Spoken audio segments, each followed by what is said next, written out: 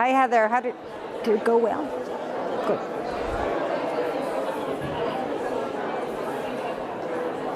Good morning. Good morning. We're in for a particularly special few hours. We've talked a lot about leadership. Kim led us in that conversation yesterday, and we're going to have the pleasure in the next 2 hours to hear from leaders at a moment when I can think of virtually no other moment during my adult lifetime when leadership was more needed. And so it's a real opportunity.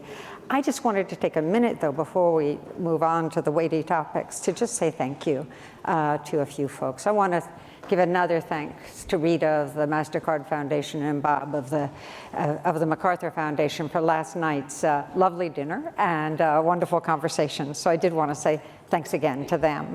But I also wanted to thank, we have leaders, and the leader of the Global Philanthropy Forum's board is Lorene Powell-Jobs. And so she's, there are board chairs that know how to support an activity, and there are board chairs who throw their whole heart into supporting and leading that opportunity, and that's Lorene. And Peter Robertson, similarly, who is the chairman of the organization that's the host institution, the World Affairs Council. I also wanted to thank the steering group and advisory council. You're peppered throughout the room. You have been with us from the very beginning. You are the GPF in many respects, and we feel very, very lucky indeed.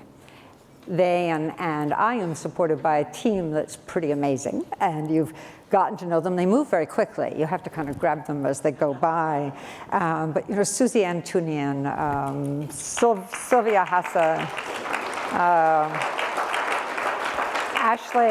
Ashley Ray, and Suwako Sonayama, Nicole Wood, Brett Mariam, and Brett Dobbs. And some of you are meeting for the first time our colleagues who are leading philanthropy forums. You know Marcos Lucile and Paulo Fabiani from the Brazil Philanthropy Forum, and many of you have gotten to know Pearl Darko, who is leading the African Philanthropy Forum, and so that's been special fun for us. I told you I guess the first day, whenever that was, that we were introducing music more deliberately into what we do, and Michael Olmsted and Gary Malkin, I think have changed these last 3 days in wonderful ways. Their music somehow introduces peace at the moment when you're most agitated about, solving a problem. So I wanted to thank them and to thank Maya KRISTIN, who introduced this to them and supported this effort. So Michael and Gary, you're pretty neat. Now you're going to get surveys. It wouldn't be the Global Philanthropy Forum without them, and life will be so much easier for you if you fill them out, because otherwise you'll get harassed by us. And I just want you to know that next year's forum will be in Washington, D.C. It'll be April 22 to 24, so sign up soon so that we don't get too full too fast without you. Mo Ibrahim will be speaking, as well as Hadil Ibrahim, his really remarkable daughter who leads the foundation, and the founder and co-chairman of Natura Cosmetics Company from Brazil will be there speaking. And I think given this morning's panel, the more we hear from private sector leaders committed to achieving social goals, the greater the opportunity for all of us to make a difference. Now, I have a real honor right now, and that's the introduction of Nabil Fahmy, His Excellency Nabil Fahmy. He's the Minister of Foreign Affairs of Egypt, of its interim government. I knew him back when his portfolio was non-proliferation, nuclear arms control and non-proliferation. He was among the members of the UN Secretary General's Advisory Board on disarmament issues, and in fact became the chair of that board. And you learned last night, of course, that he was a colleague of Bob Gallucci's as well.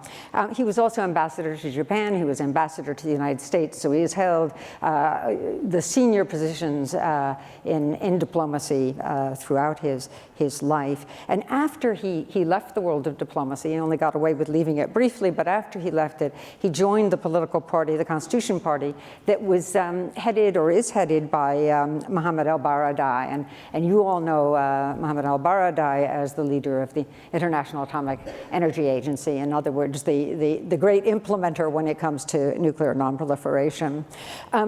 But then, Minister Fahmy then went to a really hard political post, and that is that he joined American University as a faculty member. And you don't know tough diplomacy and hard politics until you're in an academic institution. So we're going to hear, I'm going to find out from him how he did after we learn about Egypt. So finally, just to say, of course, we all know that Egypt is going through an extraordinary and wrenching transition, and this is the moment for leadership. So please join me in welcoming Minister Fahmy.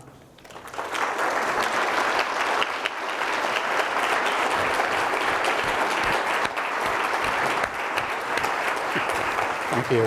Thank you. Can we go directly? Thank you very much, Jane. That was a very kind and flattering introduction. I worry when people flatter me that much at the beginning of my speeches, because it always makes the speech a bit of a downside. When they come at the end, it's different. But anyway, thank you all for being here. Thank you I'm honored to be invited to this conference. I have to say that I have tremendous appreciation for the work that you do. Having been in the public service throughout my life and then in academia for a short period of time, I understand the importance of philanthropy. I also understand the importance of the civil society in the public domain in defining the issues and the terms for the future. A very prominent Arab poet who was actually an expat in America, Khalil Gibran, once said that generosity is in giving more than you can, and pride is in taking less than you need.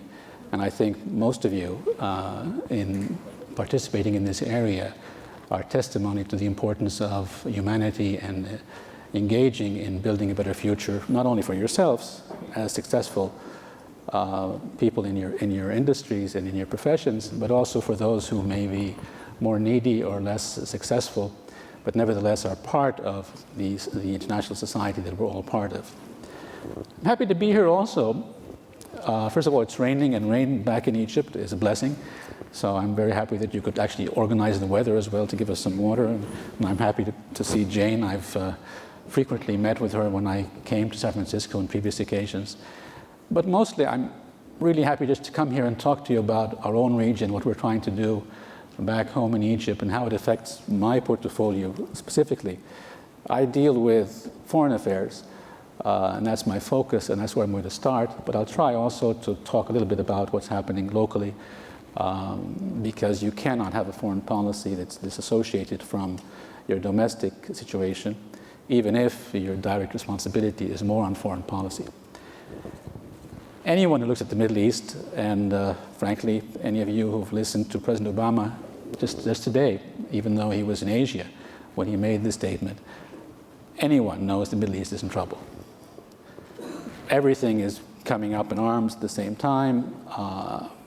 First of all, we have a huge demographic bulge towards youth, which is good, but it's a factor for change. But many of issues that we took for granted, our identity, are being now raised and challenged. There's more of a focus on sectarianism, on ethnicity, rather than on the national identity of states in the region. And you see this in the debates, whether they are about Sunni Shia among Muslims, about Muslims and non-Muslims, about Kurds, and so on and so forth, Persians and Jews. They're all part of the Middle East, and of course the Christians, be they Copts in Egypt or Christians throughout the Middle East. More and more one listens to what I never listened to in the past, somebody introducing himself by his faith or his ethnicity, and then his nationality. And that's something, frankly, which disturbs me. It disturbs me not because I don't take those issues seriously, but because in our day and age, and our international system, we are trained and we've put together a system which is based on the nation-state concept. Now, we cannot stop there because the last 50 years or so and the influence of technology have brought in many different concepts. So one can't ignore ethnicity, can't ignore the issues of faith. Even in my own country, they've become quite prominent. One can't ignore new elements that are part of the international debate, like human security, for example, which are things which were not on the table when the UN was first put together. But if this is at the expense of your national identity, it really rocks the boat in the Middle East. And you see this from the West in North Africa right through to the Mashriq, to the Levant in Syria, Lebanon and Jordan, and also down towards the Gulf. I'd add to that not only is there a problem of identity, there's also a problem of statehood and of good governance. Put yourself in my position, responsible for foreign policy. I look westwards and I have essentially a failed state on my west in Libya. I have some very good, sensible, sincere government officials, but they don't really have complete control over their own country, and they admit that. And it's an extremely serious issue, even though it's actually a rich country. So when you actually have a failed rich country, it's probably even worse than having a failed poor country, because then the consequences can actually be much greater. Look towards Sudan. It's just been divided a couple of years ago into two countries. They're still getting settled, and there are disturbances in southern Sudan presently. If I look eastwards, I mentioned President Obama. He just suggested that it may be necessary to take a break from the Palestinian-Israeli peace process because neither side is able to take difficult decisions. I understand his frustration, and I'm aware of the details, and I applaud Secretary Kerry for his efforts. That being said, taking a break from efforts to achieve peace is always a challenging and risky business, but it may be necessary, and I'll have more discussions with John when I get up to Washington.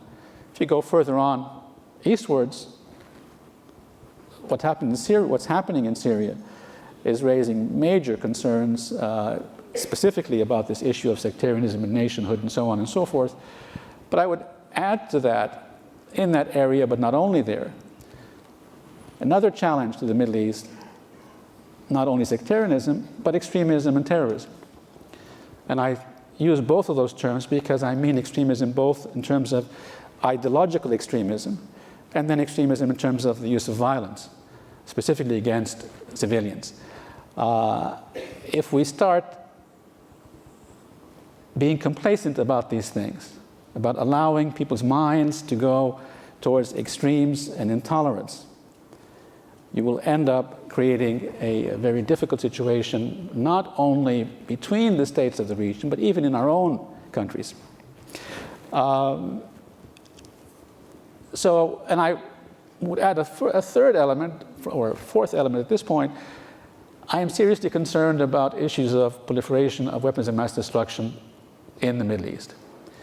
Technology is by definition, you can't really control technology for too long. You can manage it a little bit and regulate it a little bit, but ultimately the power of destruction, be that from conventional weapons or be that from weapons of mass destruction, be they chemical, biological, or nuclear, especially if you downsize your targets, is really growing in that region. Now add that threat to failed states and sectarianism and ethnicity, it's really a definition of a very difficult area. Now, let me add to that what's happening back home, and I shift quickly to that because I claim that we have to bear in Egypt a special responsibility in the region. Not because we're the oldest or we're the greatest or we're the mother of the world. We like to claim all of those, and I'm happy to repeat them to you. But I say that out of a sense of responsibility. In the absence of an active, tolerant, centrist, progressive role by Egypt, the region loses its focus. Egypt has to be a centrist, tolerant country. We need to be a model for the Arab world in the 21st century. When I say this, I'm not in any way ignoring the difficulties we're going to face, but I'm simply defining the challenge that we have to meet. And let me just give you some numbers. A quarter of the Middle East lives in Egypt. There are about 90 million Egyptians, and there are about 350 million Arabs. So that comes out approximately to a quarter of the Middle East. Our influence, our intellectual influence throughout the region, not only the good influence, but also the bad influence, is much wider than any other country in the region. I say this respectfully. So that's another element that places the responsibility on us.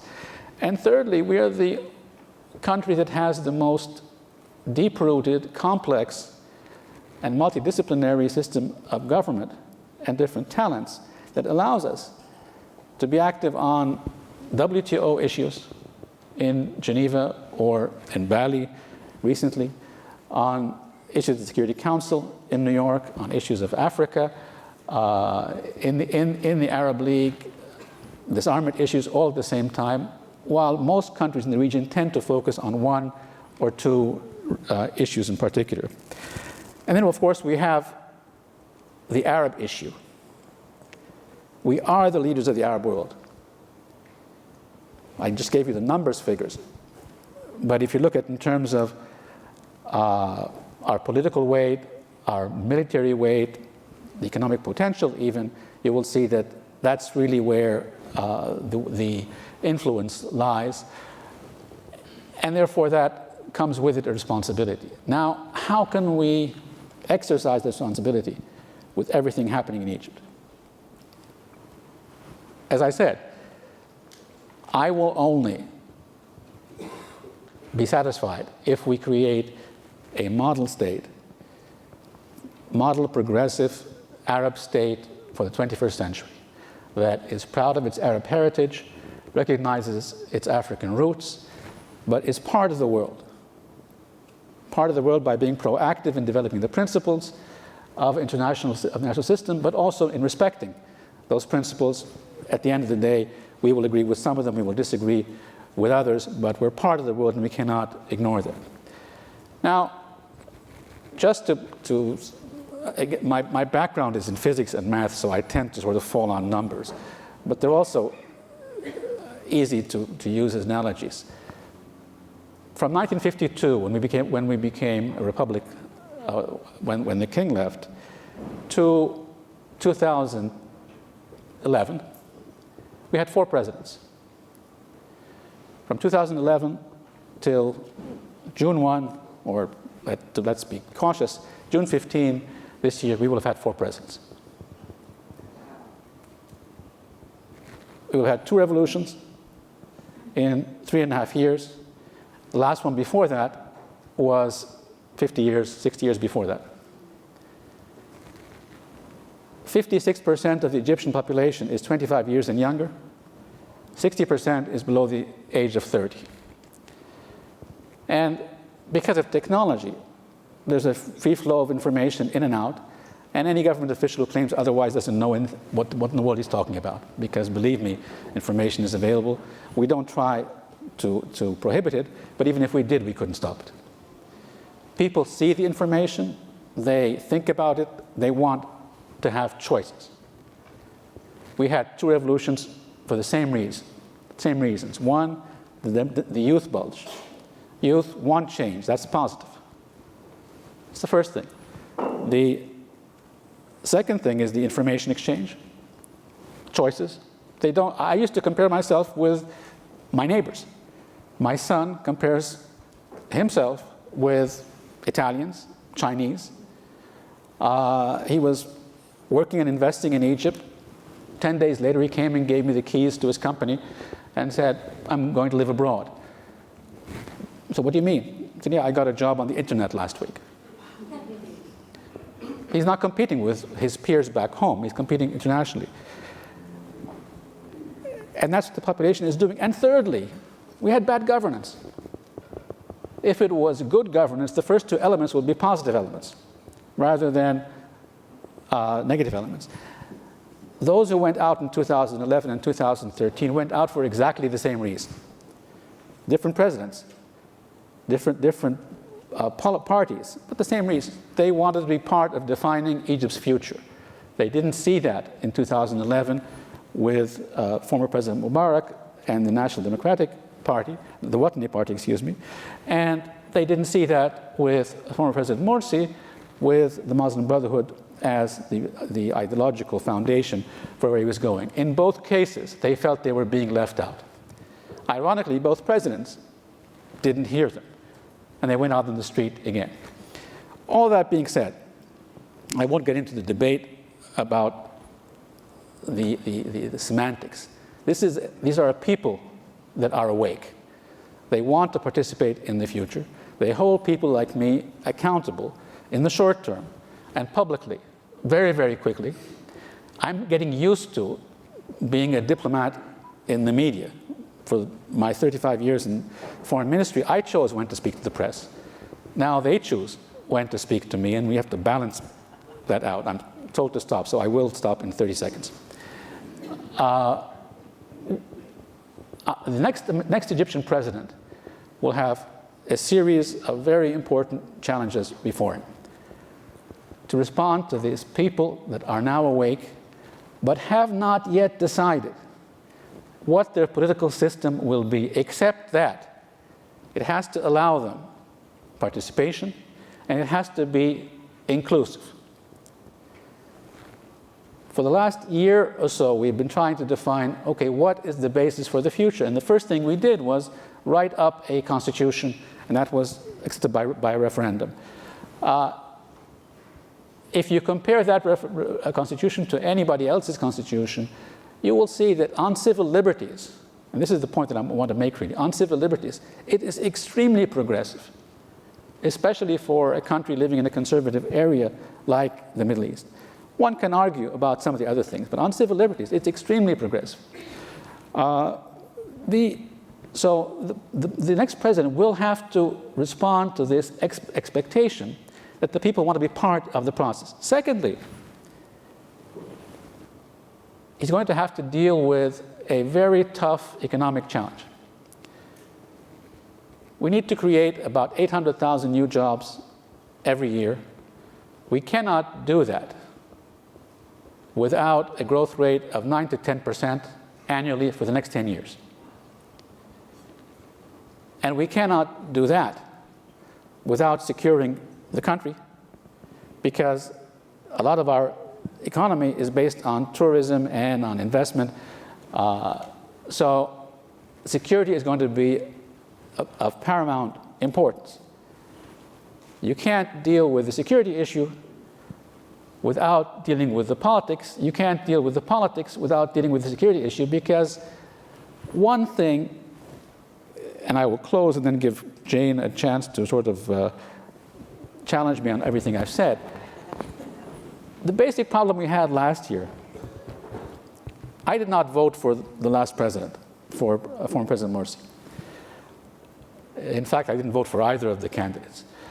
But I didn't vote for him. But I came out publicly and said afterwards that didn't vote for you, but you're my president. That's how the system works. The problem, however, was even though he won, he didn't accept me as one of his constituencies. So it wasn't that the quote-unquote secularists or liberals, for lack of a better term, didn't accept the choice. Most of us didn't like the choice. But what we didn't accept was we were not going to be left out and create an Egypt that is going to be exclusive for a particular point, a particular ideology. That is because we didn't have a constitution then. That's why we couldn't wait for 4 years. Otherwise, you have a good president, you have a bad president, you survive it until the next one comes around. But if there's no constitution that's inclusive, you then go into changing the identity of the country, the basic parameters of civil liberties, and so on and so forth. This next president will have to bring the country together, but his priorities will have to be, because there's no other logical way of doing that, security first, politics and economics second, or together as second and third.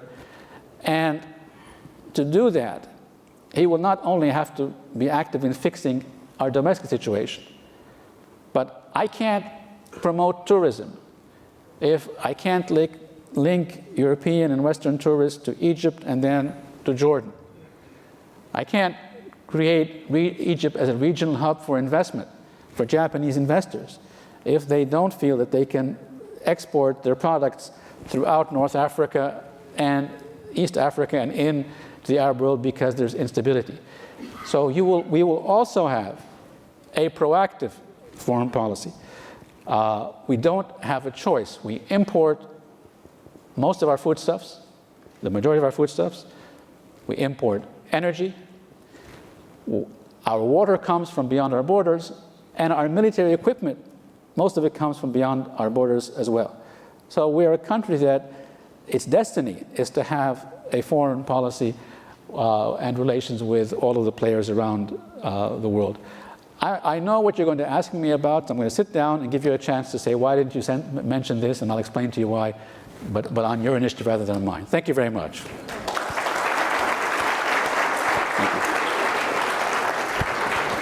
Thank you, Minister Fahmy. You talked about, in essence, pluralism, having a tolerant society that recognizes and accepts differences. In modern day, in Egypt's modern history, have there been periods in which you could argue that it's been a pluralistic society? Or are you trying to create something quite new for Egypt? It's a great question. And I frequently say, and I say this honestly, because I feel I'm on a mission that has a timeline on it. I'm not used to being foreign minister, and I will speak my mind even if it's not what I'm supposed to be doing. We have a pluralistic society, but we don't yet have pluralistic political ethics.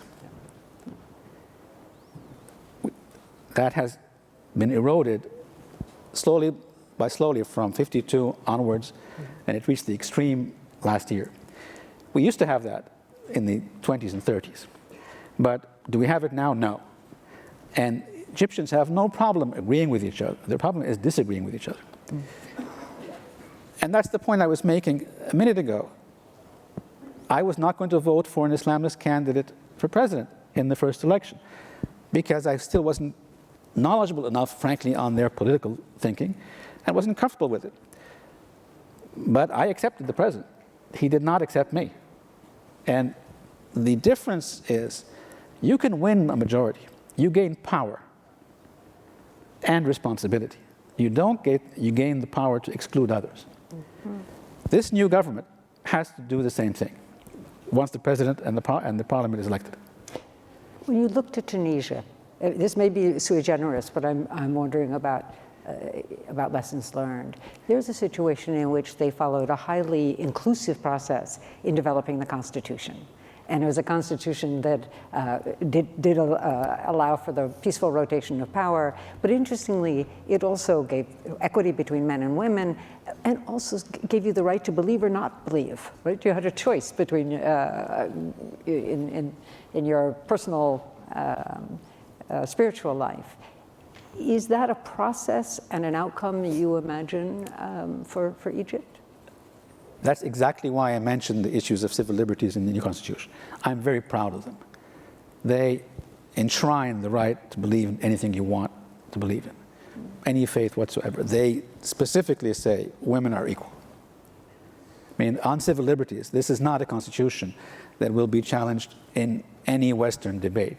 You may debate the role of the military, issues like that, but even those issues, by the way, are specified in the Constitution to be only for 2 election cycles, after which they go back to the normal circumstance.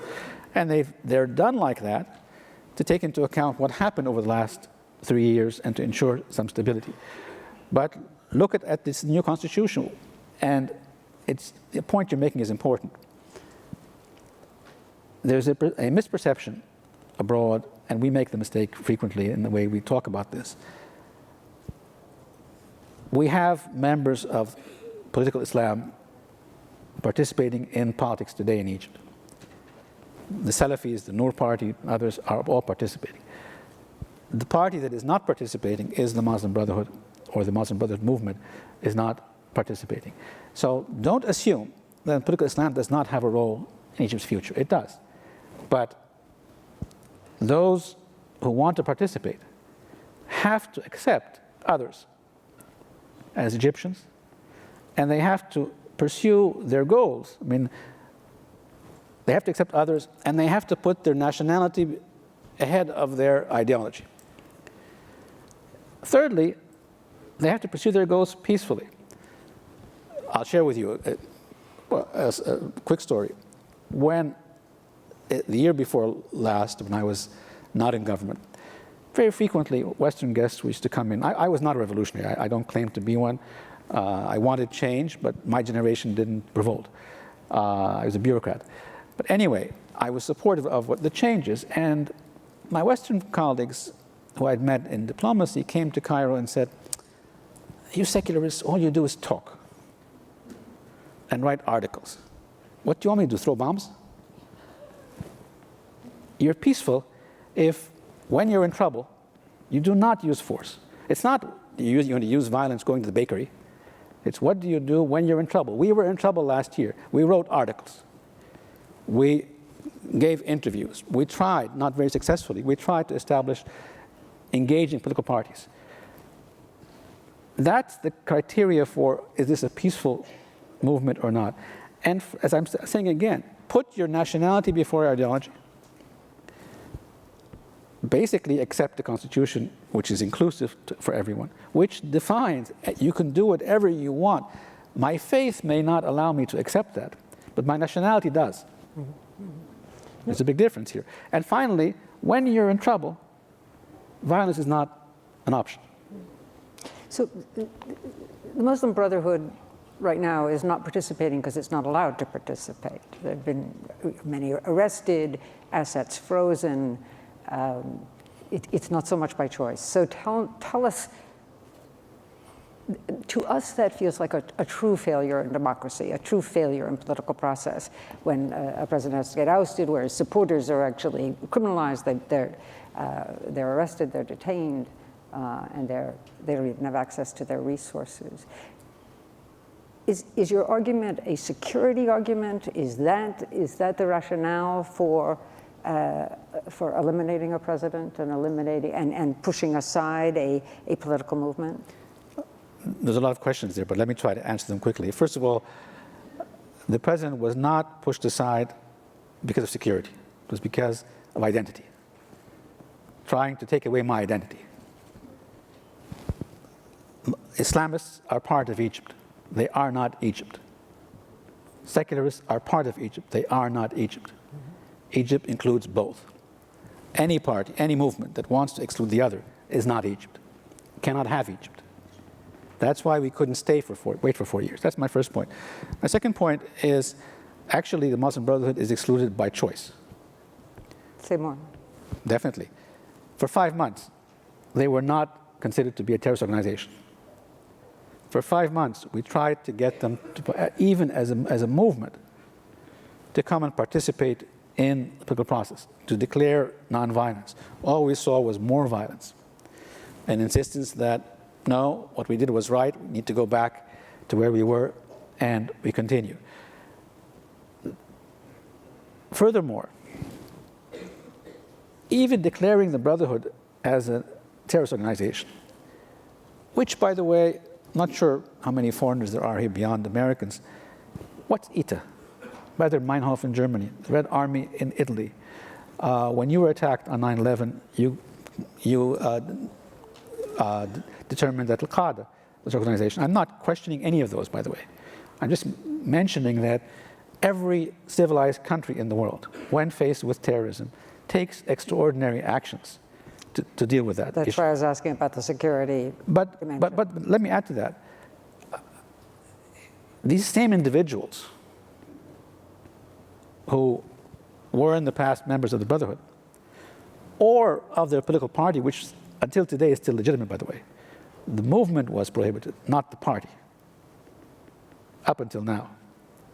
These same individuals, if they not only rhetorically, but in actual fact, withdraw from the movement, accept their nationality as the primary foundation, and move away from violence, they're Egyptians. But that's not going to happen easily because they burnt a lot of bridges with the population. Yeah. So let me turn to the future, because I think many thought that the election of the Muslim Brotherhood was in many ways inevitable, because it was the only real political party to have been formed and to have delivered some services. And so what I wanted to have a sense of is the degree to which there are indigenous efforts to build political parties. And then move on, let me just give a follow-on question, because I think we tend to focus on elections and political parties a lot here in the US, but there's also that need for institutional reform. So I'd love to have a sense from you. In fact, Bruce McNamara mentioned the importance of institutions. Have a sense from you is the degree to which there is a need for and there is movement toward reform of security forces, of the police, of that variety of institutions that has figured so large, not to mention sort of the non-security related portions of government, civil service in general. It's a great question. Let me start with the second part of that. There's no logical reason, there's no logical way one can argue that we've had 2 revolutions in 3 years without admitting that we have an institutional problem, because we're responsible for governing. So we were doing something wrong. There's no question about that, especially on the first revolution. I've been going around the world and talking to my friends and telling them, look, give me money, that's fine. Appreciate that. But where I really want you to focus on is helping me in capacity building, in institutional capacity building. Because I'm not doing this to make you happy. I'm doing this because Egyptians want good governance. My responsibility to them is to be able to govern properly. And that means having the highest caliber of officials, not only in the foreign ministry. And I've been going around in my own ministry and saying, you're not doing the job to the level that these new people want, even though we're the best in town. But the same applies to every institution in government. It doesn't mean they're all bad. But we need to be a functioning democratic model for the Arab world. That's a very high standard, but that's Egypt's leadership responsibility. And it's also the only response to our own people. So we will need institutional reform in the legal system, in the interior ministry, which is the police, I mean, it's not the forest as it is here, but yes, but does it mean they're all bad? No, of course not. But is there reform required? Of course there is. But that also brings in an important point, is that this is going to take time. It's not about changing characters. It's about changing the governing culture. It's also about the public accepting that you may have high hopes and aspirations, but if you're giving me a challenge with this kind of paradigm today, I can't reach that in 2 to 3 years. We need to go through a process. And look, you know this as much as I do, if not even more. Democracy is a messy business. It's a messy system. It's the best over the long term. But when everybody wants to participate, everybody has an opinion, you have every possible interest group that has an interest participating, there are lots of stakeholders. People like me in government have to get used to responding to all of these different stakeholders, not by following them, by leading them. But you can't lead them if you leave them. So I have to show them the way, engage them as I do this. To do that, I'm learning. I've said on Egyptian public television, I won't take lessons in diplomacy, but I will take lessons on how to be a diplomat in a democratic system. Mm-hmm. So on public expectations, I'm so glad you touched on that, because there is an impatience. Mm-hmm. In fact, it's not only among Egyptians. I would argue that Western governments and their publics are expecting swift accomplishment in Egypt, and I'm assuming that this government and any future governments will be judged according to what they can deliver for the people. It'll be much less about ideology. It'll be much more about competence, capacity. So if you look at economic development in Egypt in its recent history, I don't mean the last 10 months, but the last 10 years, you've had some pretty remarkable economic growth. Mm-hmm. But yet I think it was like 119 on the Human Development Index. So you had this growth. You did have a middle class growing quite quickly, quite a successful middle class, or upper middle class. Yet that growth just wasn't broad-based. There were many left behind. What is it going to take by way of policy and by way of private investment to achieve those objectives, a more inclusive development? Credibility, good policy, and resources. What I mean by this is the following. I need time. We can't solve this overnight. It's going to take time to develop. We need a huge amount of resources to provide not the expectations, the needs, even before the expectations. The only way to do that is for you to take credible positions with your people. We need to explain to the people what the economic situation is, how we intend to do that, where the priorities will be. They should not be to somebody like me. Believe me, the government doesn't pay me very much, but I'm reasonably well off. There's no other way to do this. I tried to do the same thing in our foreign ministry. 3 days after I came into office, I laid out a plan for what I was going to do the whole year. Because the mandate for this government is basically until the elections, which is a 12 months period. And people said, why in the world are you doing this? My answer was, because the expectations are so high. They think I'm going to solve all these problems overnight, and I can't. Mm-hmm. So I need to get them on board with what the plan is. And then I need to deliver, providing good policies, and then tackling one point after the other. The first month or so in office was a nightmare. Everybody wanted to know why we weren't back in the leader of the Arab world and the most prominent international player worldwide. Nobody wanted to wait. Slowly, people started to say, well, this guy said this 3 months ago. Maybe we should listen. And the credibility started to gain a little bit. We still haven't reached where we want to reach, because it's a long battle. But I call on the next Egyptian president, whoever he may be. Or she. No, because you only have 2 candidates now. I don't lie. I'm very honest with you. Not the future. The next one. There are only 2 candidates. There was an applicant, a woman applicant, but she didn't get the number of signatures. But I call upon him to be straightforward, candid with the people. Tell them they'll wait for you. They'll follow you if they trust you.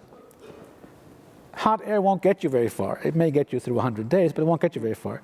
But if they trust you, they'll be ready to compromise a little bit on subsidies, compromise on expectations. And then and this brings me back to why I'm here, to get the kind of resources we need will require the right policies domestically and internationally, but also to have an international relationship with people who want to come and invest in Egypt, who can help, and they will only do that if they feel we're part of the international system. But I want to make a point here. I've always complained to Egyptians that they're not proactive enough. I like to go face to face with issues. If I have a problem with a Western tradition, I should talk about it. I should go and say this doesn't fit in my system. There's a difference between the value and the tradition. If not, the majority will ultimately rule, and all we'll be doing is complaining. But at the end of the day, in having worked my life in the international domain, if you get 60 to 70% of what you're looking for, you've succeeded. Because nobody gets 100%. So I'm going to move to investment because you raised that, because we just had this panel. Fred Seacrest of the Abraj Group argued that we need to move away from short-term thinking, not only in politics, as we've been talking about, but in business, and move to the creation of long-term value. So I wanted to sense from you where the investment opportunities are that'll make a difference. Are they in small and medium-sized businesses? Are they in actually, very small and growing companies? Are they, in non-agricultural rural investment or ICT? Where are the opportunities that'll make a difference? Great question. I've known Fred, by the way, since he was working with Davos many years back. Let me answer that a little bit differently from what he said, although he's right. We need long-term plans. The investment for long-term plans, energy infrastructure. Energy and infrastructure. That's where the real potential is in the long-term investment. But we need short-term employment gains. So I need to invest in small and medium-sized companies. Why do I say this?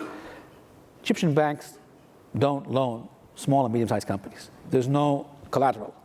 We don't have the system where a young entrepreneur will go with an idea to a bank and say, will you lend me this? Not because the bank doesn't know how to work. That's not our culture. We always used to leverage a mortgage or whatever it is. Well, the economies of today are knowledge-based. They're not asset-based, or knowledge is a fundamental asset. We have to change that. So for the small and medium-sized endeavors, we need international support. And it's quick money that's important here, because we have about 13–15% unemployment. If you look, however, oh, you're worried about that? Wait until you see the next figure. If you look at educated youth, it's up to 30%. Put women into the dimension, and women are equally paid, by the way, in Egypt. It goes up another 10%. I can't waste an educated resource. And I can't invest, as Egyptian financial system, in every bright idea, because the checks and balances in doing that don't exist. So strategically, energy and infrastructure, but we do need, and frankly, a lot of your interest areas here would be useful. We need international support in small and medium-sized companies, because they are employment heavy as well. Yes. Yeah. So you mentioned women a couple times. And I was surprised to read an article in Thomson Reuters that said, in essence, now for the big surprise, the worst place to be a woman in the Arab world is in Egypt. Are they right? Is that, what is the status of women going forward? Is it actually getting less equal? No, I think what they're referring to, and it's an embarrassing thing, harassment has increased. Yeah. In many ways, it goes back to what I was arguing about. We used to be a very tolerant, inclusive society. You did what you wanted to do, and nobody interfered with what you were doing. As we became less tolerant, people gave themselves the right to decide what is right and what is wrong. Then they made generalist value judgments, and you found the peer pressure on women and men, by the way, to follow the crowd. And it also gave the right to some in government and some in society to decide whether they thought this was correct, corrupt, or not, in terms of individual practices rather than government practices. So that's what he was referring to. The political role of women is increasing. They are equally paid. We have more, I'm pretty sure we actually have more Egyptian women ambassadors than America does.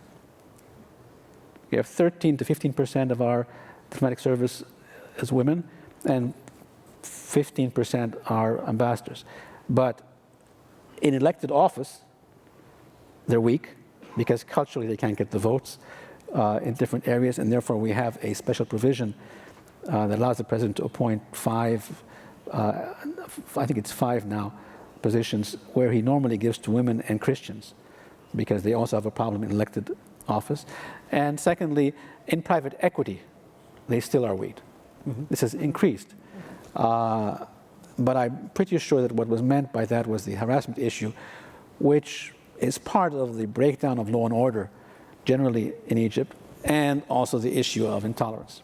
I think, and also reproductive rights was, I think, a piece of that. Yes and no. That's a cultural problem, not a legal problem, because we prohibit now female circumcision. It is prohibited by law. But culturally, it still happens, but in a legal fashion.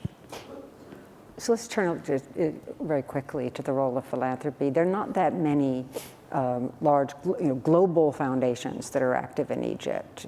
There's the Aga Khan Foundation, there's the Ford Foundation. In fact, both Darren and Mirza are here. There are public foundations like the Global Fund for Women.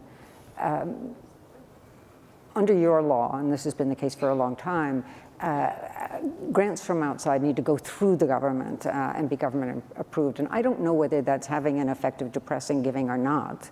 But I wanted a sense from you of where philanthropy is playing a positive role, where it's not all that relevant, and where it can play a negative role in Egypt.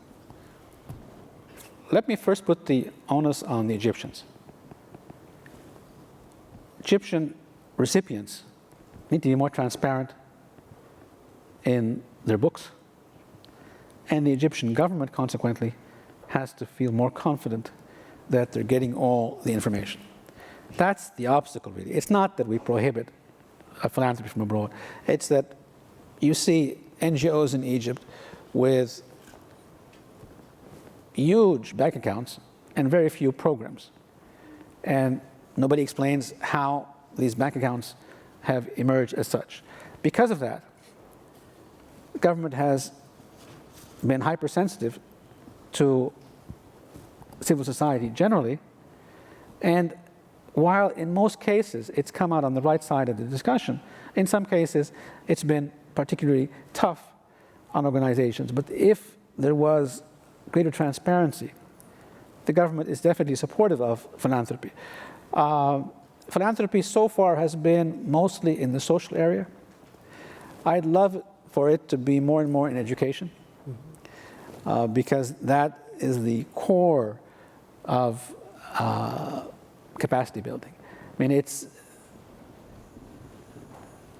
I'm betting on the younger generation. We're teaching them a lot, but they're teaching themselves at least as much through the internet and so on and so forth. Now, I can do that for the highly qualified student or those in the larger cities, but that's not always the case in the poorer areas in Egypt. And it's not about building school buildings. Yeah. We do that. It's about giving the programs, training the teachers, developing the programs. So philanthropy, I'd love for it to focus on the education area in particular. In these, what we call the shanty towns, would be an area of tremendous importance. But I do that with the government because these shanty towns tend to be a social nightmare, and they're human beings. They need to be helped. But they also are taken advantage of from a lot of criminal elements. So it's sort of a delicate mix there. But we need help on that because it's tearing the social fabric of families, frankly. And unfortunately, I'm using more of your time than you have to offer, so I'm going to just ask one closing question, and that relates to an area where, I mean, the Ford Foundation, in fact, their work is in human rights, women's rights. I mean, it's a range of political, sort of rights-based issues as well as services. And I know right after President Mubarak fell from office, there was many arguing within Egypt that the troubles came from foreign sources, and that was the time when the National Democratic Institute and the International Republican Institute, where their workers in Egypt were detained for Sure. quite a bit. And is that distrust still a part of Egyptian political life. And what does that say for that portion of the philanthropic agenda, the democracy building part? Again, to prove to you that I'm not used to doing my job, the answer is yes. This trust still does exist. But let me explain that very quickly for you. I was ambassador in Washington up until 2008, and I was arguing with my own government. Stop allowing for these NGOs to work out of Egypt without a license. Give them a license, or tell them they cannot work. We're planting the seeds of a major problem. If you start allowing people, if you accept that they work, but don't give them a license, because ultimately you're creating a parallel system. What happened ultimately is, many of these NGOs were working for 4 or 5 years, and the Germans were working for 30 years. So they assumed that governments would accept this. And then when you had the revolution, people became a bit hypersensitive about this, and they saw a lot more money coming in to these NGOs, which was surprising in the numbers. But if you looked at what they were working on democracy issues. So with revolutions and capacity building, they were justifying the increase in money because of the increased interest. But at that point, the government felt they're illegal, and we need to put our foot down. So my point there was, the NGOs should not have been working without a license, and the government should have told them at the very beginning, A, B, and C, you can work, this is your license, D, E, and F, for one reason or the other, you cannot work. That was a sorry episode that all are to blame for, everyone there at the time are to blame for.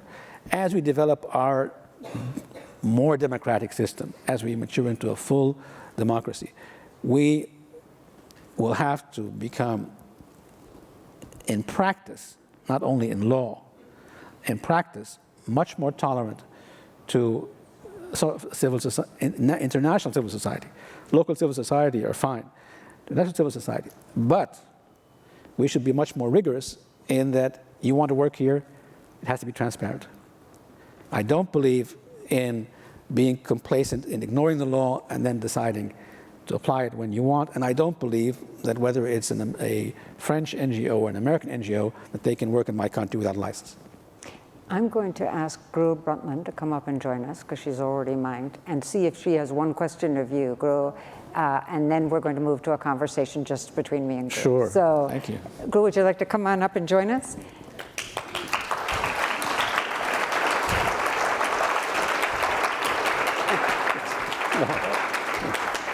Now, the reason I'm asking, Gro, is because you're a member of the elders, and the elders, in fact, met with President Morsi, but the elders have played a role interacting and being, part of this transition to some extent.